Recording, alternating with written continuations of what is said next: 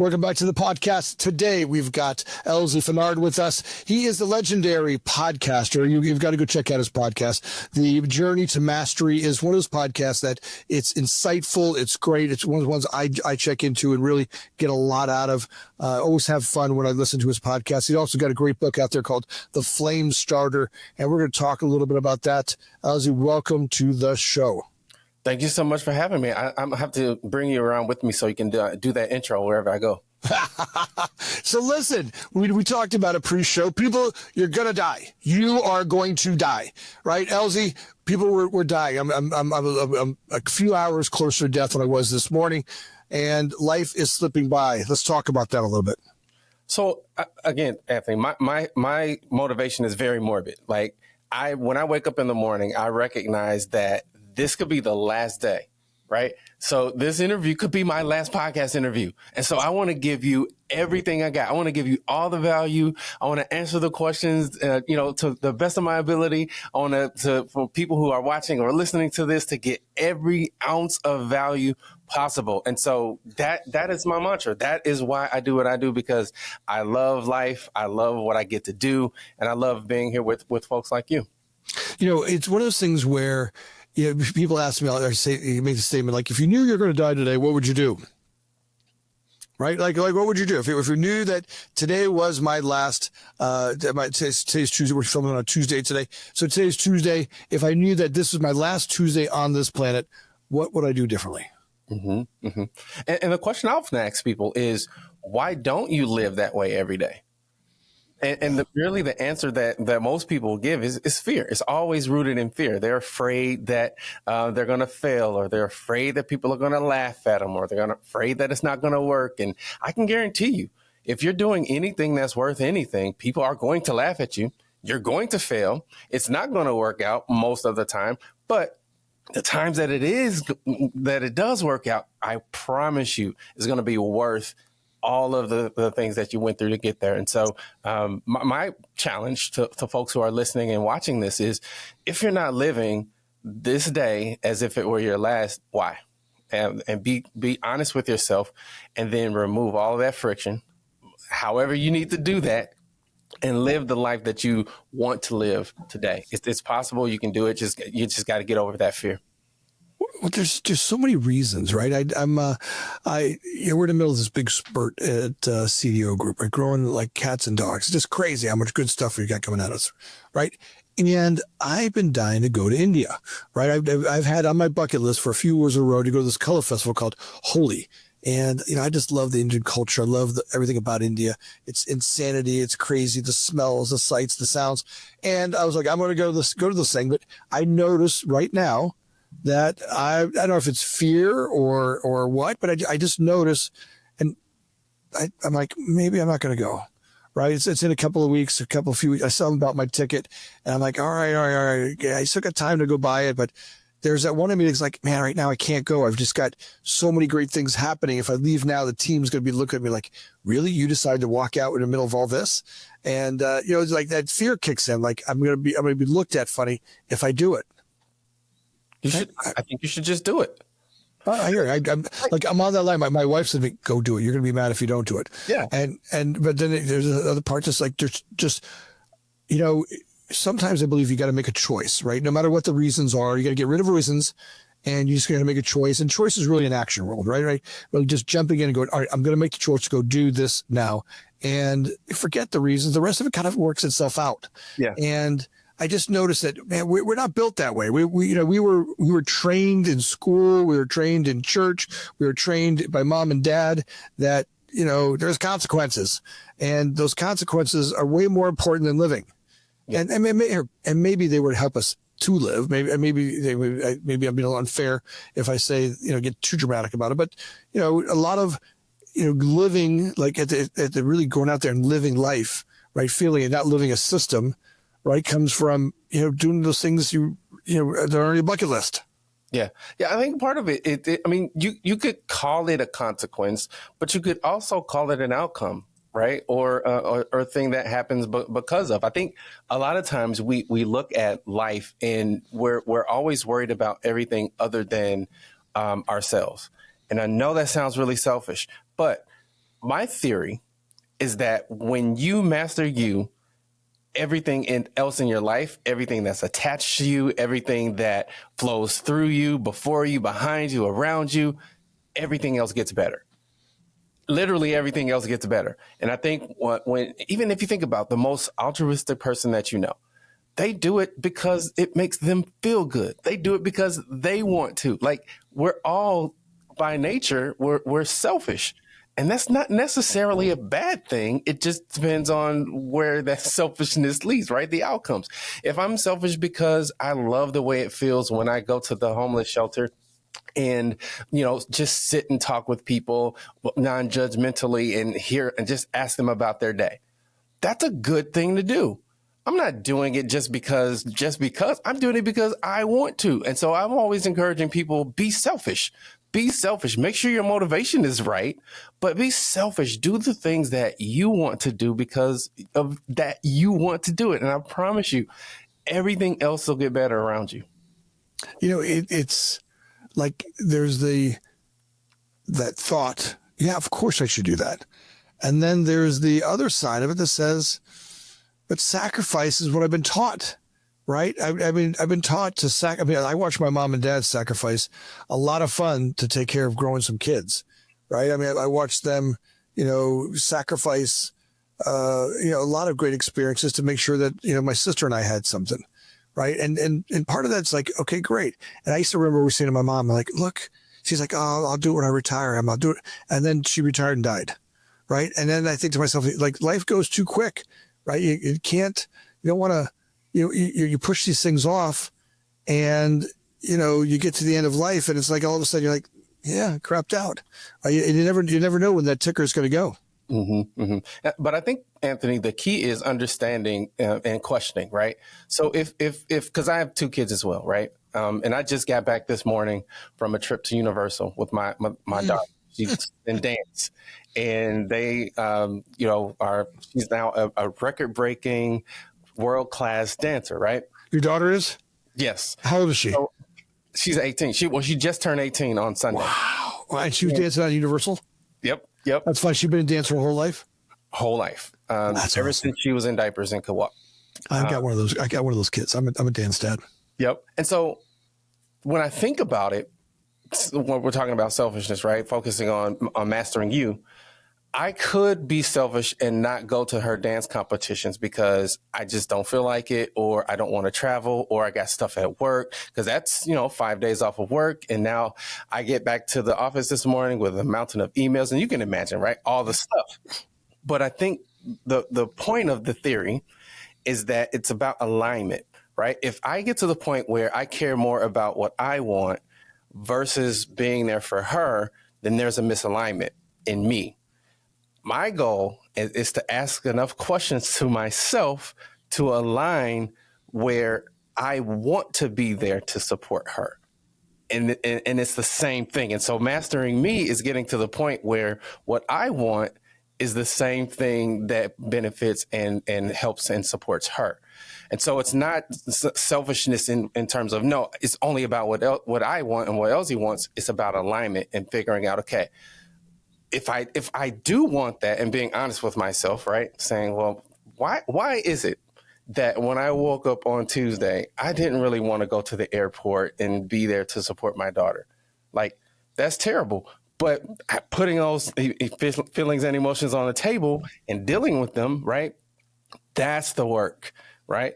And so over the years, I've done enough work to really recognize when those things pop up so that I can address them right away and they don't fester. And so now I wake up and I'm like, yes, I recognize that on Tuesday, there's going to be a lot of stuff, but I rather, selfishly, right? I rather be there for her. I rather go on the Hulk ride and the Mummy ride, all the stuff, because that's what I want to do. So do you see what I'm saying? Sometimes now I get it. I think that's part of the journey, right? I think somewhere like the younger me, I often equate that my younger me, kind of like I've got this dog Gucci, right? And she's a Labradoodle, and she's an amazing dog, right? But as soon as somebody, as soon as she walks in a room, she has got to run around and sniff everything, and she's just discovering the world, right? She's discovering the space she's in. Whatever people are, she's, trying to get your pizza. She's trying to smell your butt or whatever. And I spent a lot of my younger years like Gucci, with kind of, eating pizza and smelling crotches.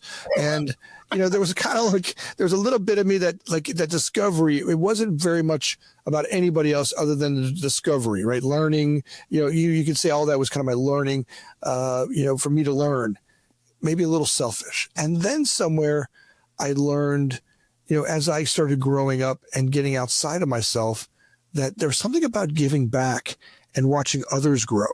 Right. And it's the same thing happened with me as a leader. Yeah. I can look back over my early career and kind of go, all right, look, I grew some great companies, but there's a lot of dead bodies behind me. In fact, there's that guy over there, that warrior guy over there. I was this great warrior who grew these great companies, and we did very successful things, and it was always great. But I don't know that I ever was cared about the people in, sometimes I was in charge of people instead of looking at it, the people that are in my charge, right? How can I support those? Yeah. And then, once you get past kind of that lower me that needed to be fulfilled, like in a, maybe even showing the world, trying to fulfill something, trying to show you, or I need money because if I had money, then you would respect me. All of that's kind of like lower me, right? And maybe that comes with, society shows, hey, you think you're supposed to get this, but then some of you get it and you're like, it wasn't very satisfying. Now the gift becomes, how do you take care of the people that are in your charge, right? Including my family, my kids, right? And that game becomes something fun to watch our daughters do these amazing dances. And so she got a world record.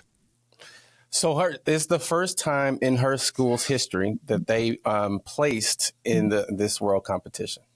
Nice. Oh, but look, she's got a record now, and just the pride of watching that happen, for our children and for our employees and for the people that run our companies, that there's something. And by the way, running a company isn't always easy, right? I mess it up. I have an idea and I grow that idea.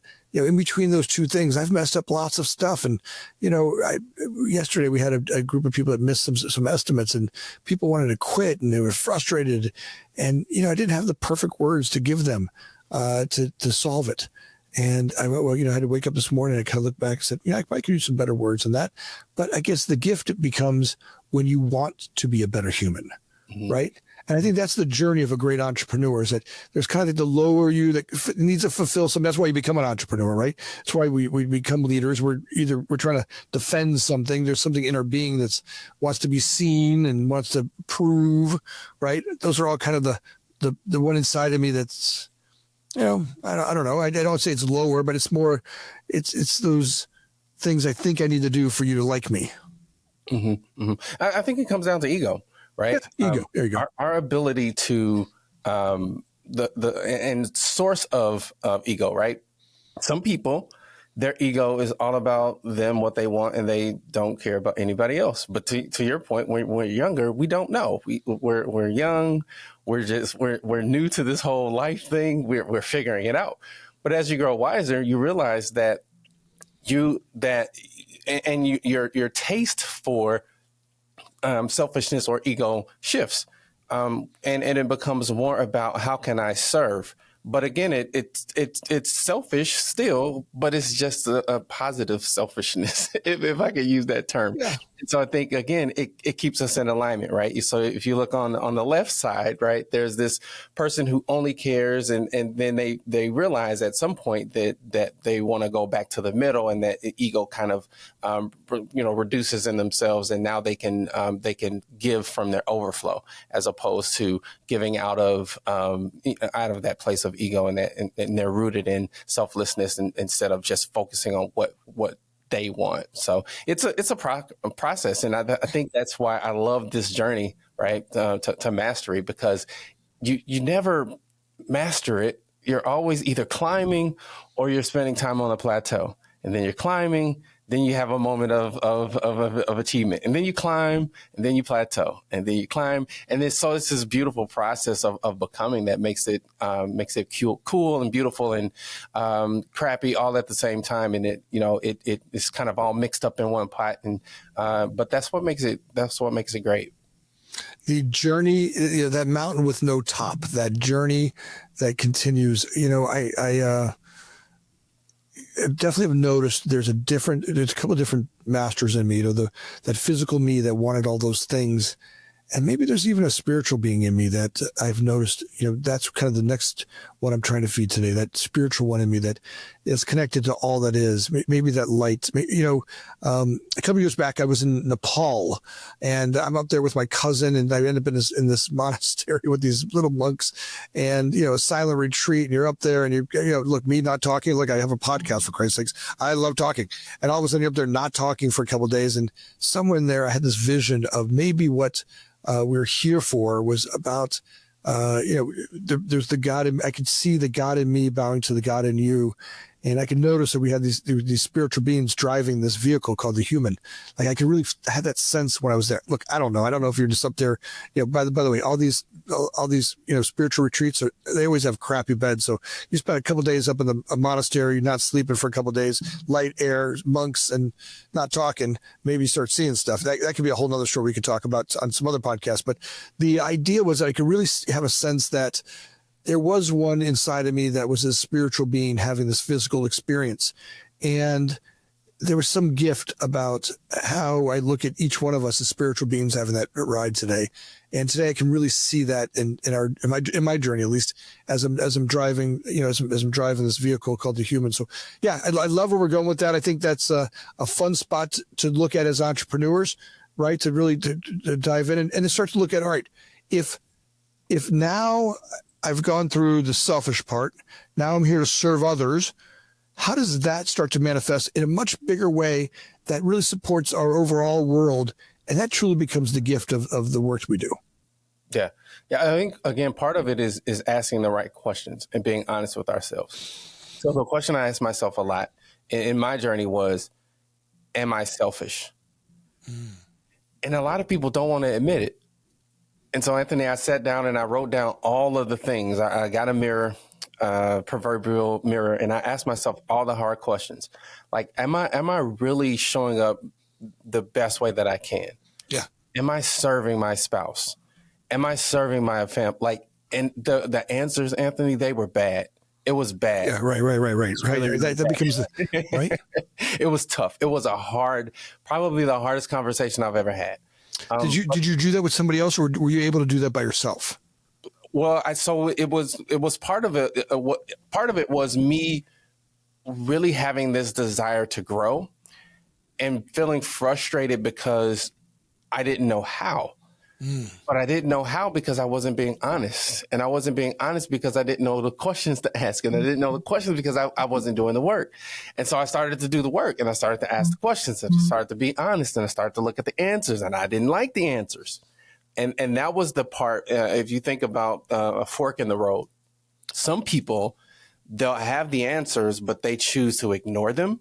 They choose to justify them. They choose to leave them where they are, and they stay where they are. Some people decide to answer the questions honestly, and they start to go on this beautiful, ugly, crazy journey of a discovery that turns them into the best possible version of themselves. And so I chose to go that direction, right? I said, okay, I'm selfish. Why? And I started to peel back the layers. Okay, why am I that way? Why do I think that way? What experiences led to that? And I just continue to ask the questions. But more importantly, okay, we know the what now. How do we get better? How do we be different? And I started to singularly every single day do a little bit to get less selfish. So instead of worrying about just what I wanted to eat, I would ask my wife, what do you want to eat? And I don't know if you're married or not, Anthony, but that's a dangerous question to ask. But just really being open and patient with the process. Wait. So when you say, what do you want to eat? And she goes, anything. And you go, how about this? And she goes, no. And then you go, well, how about this? You go, no, not that. I'm like, okay. Yeah. That's here. I feel like that's something. So you're saying I have to be patient through that? Yes. And on average, Anthony, I found that it took about 25 to 35 minutes. Okay. All right. The question was posed till we actually decided. So and you're laughing, but Anthony, no, I can hear myself I can hear myself on the couch with her, and like, here, what would you like to eat? Oh, well, what does it matter? Yeah. Well, how about this? No, I don't really want that. Well, how about this? I don't really want that. Yeah. And then you're like looking at them like, okay, you a cat chasing a laser pointer. You're like, all I want to do is make you a happy woman. That's it. I just want my wife to be so happy that she gets up and giggles inside. Like, that's my desire. I have no desire other than for you. I could eat dog food. I can literally eat dog food. I'm not a hard one to eat. I can eat anything. I just want whenever I feed you. Whenever I'm gonna go achieve food and bring it to here and feed you well. I just want whatever you eat to go, oh, thank you. That's all I want. But that's a great, really analogy for life, right? It's like, what do you want? And we answer that question sometimes with, well, I want to be this, or I want to be that. But we lie to ourselves so much, Anthony. And we let fear get in, and we let apprehension get in, and then before you know it, now you've graduated college, and now you're married with the kids and the career that you probably didn't actually want in the first place, and now you have to go back to the beginning, ask the question for real this time, give the actual answer, and I always tell people, being realistic is not realistic. Don't be realistic. You don't do amazing things being realistic. You just don't. You become regular and average. And who wants to be regular and average? Right? So to answer your question, I really I stopped being realistic. I stopped lying to myself, and I started doing the work. I started really actually saying what I actually really want without fear, and with reckless abandon, and just showing up as my best possible self, and amazing things started to happen. So, well, I think that's the best part is when you step into your great boldness, right? Being big, bold, and badass takes some practice. It's not something that comes to us, and all of us. I mean, there are days when I get it. You know, it's like one of those things where I get it, I don't get it, I get it, I don't get it, I get it, right? And you're like, oh, look at that, I'm getting it now, and I feel like, all right, great, big, bold, and badass. And then there's days when I play on the line, and to be able to notice those two, I think that's a great gift, and having people around us that support us in that conversation. One of the things I want to talk about, I think you've done a great job, is you do a lot of work with podcasters. I'm going to kind of shift a little bit over to that, and how you really do help a lot of podcasters achieve some record-breaking income. Let's talk a little bit about that. Yeah, I kind of got into podcasting as accident, Anthony. I was working my side gig. I've always known I wanted to be a business owner, and I had a plan. My 13-year-old plan was, all right, I'm going to go to college. I'm going to get a degree because I wanted to have a family, because I didn't have the family I thought I deserved growing up. And I knew, again, this is my 13-year-old plan, I knew I needed to have a degree to get a decent job so that a woman would marry me so that I could have a family. So I did the whole thing. But my plan was, as soon as I could, I was going to quit that job and do my own thing. And so the first part was pretty easy. My wife and I met when we were in 8th grade. It was the storybook where I wrote her a note, will you go with me, yes or no? And she circled yes. We ended up getting married, having a couple of kids, and that part was going well. It's like, all right, this plan is working. It was the second part of the plan. It took a little bit longer. It was harder. So I was working these side gigs, doing my day job, and I'm really working myself to exhaustion, to the point where my body just shuts down. And it's like, dude, you need to make a choice, because you can't do both of these anymore. So I said, okay, I need to get in front of business people. Problem was, I didn't know any business people. And so I went to my barber, and this is when I had hair. It was like, hey, I'm starting a podcast. And he's like, what's a podcast? But he agreed to be on. And then my realtor agreed to be on. And then eventually I got good enough at it where people started to ask me to help them do it. And that's where the podcast business was born. That's awesome. So talk to me a little bit about it. How did you get into helping them create revenue? Because there's a lot of podcasters out there that are making no revenue, right? There's literally no income. They just do it for fun. I know a lot of our time here at Future Factory was that way until we started finding some sponsors and some stuff. So talk to me a little bit about it for you. How did you get that? How did you help them make revenue? Yeah, for me, we work a lot in the B2B space. So these are business owners, entrepreneurs that have products and services. Sponsors are hard. You got to have a lot of downloads, a lot of attention in order for it to even start to make sense. And so our bread and butter is helping build the podcast out as a media brand that's pushing a product or a service. We found that the return on investment on that is a lot higher than the $24 per 1,000 downloads that advertisers are paying, right?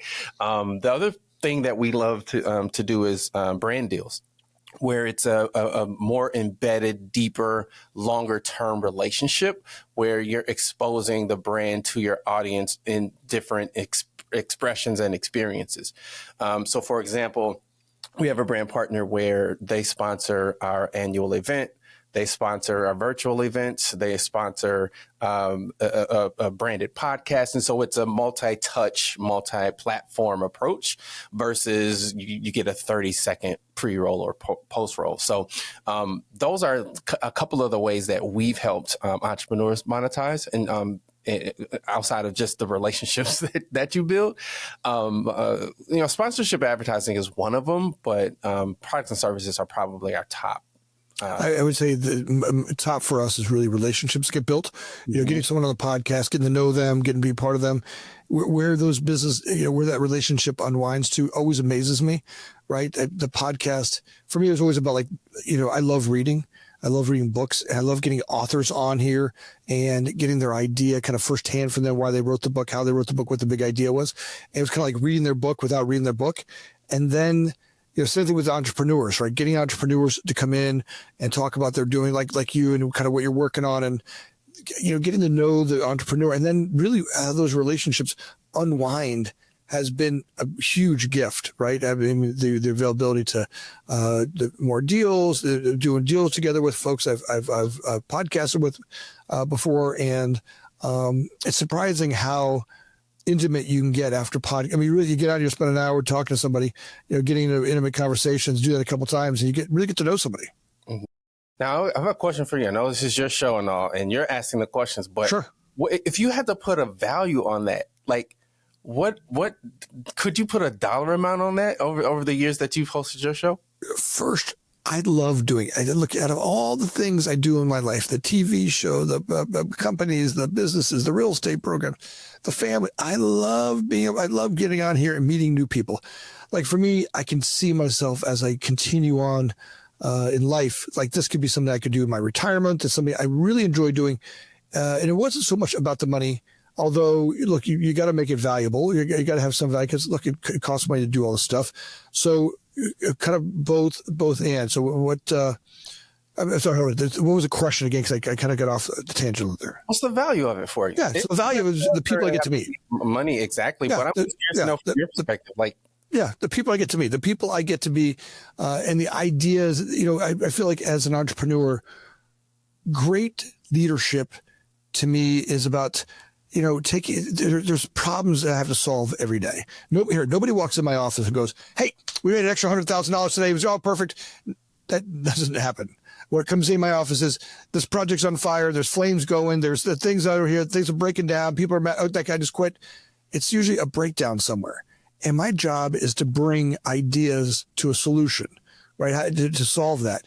And what I've noticed is the bigger I can see, the bigger vision, the more access to more ideas I have, the more I can bring to every problem that's out there. And I feel like that's the gift of, as you get older and you start to really work on the mental side of the leader, right? Because there's this, at first you're kind of solving if you really looked at my thoughts, actions, behaviors as a younger leader, it was really trying to solve that insecure part of me. right? Everything I did was geared around that service to that insecure Anthony.